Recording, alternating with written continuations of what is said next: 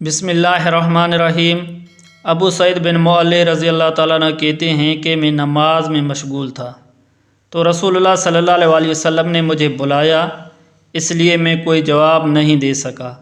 پھر میں نے آپ کی خدمت میں حاضر ہو کر عرض کیا، یا رسول اللہ، میں نماز پڑھ رہا تھا۔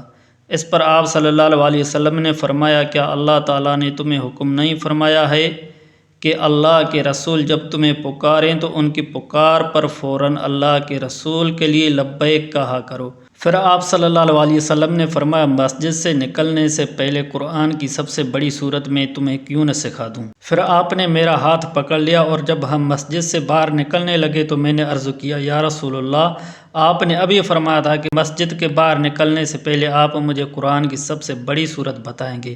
آپ صلی اللہ علیہ وسلم نے فرمایا کہ ہاں، وہ صورت الحمدللہ رب العالمین ہے۔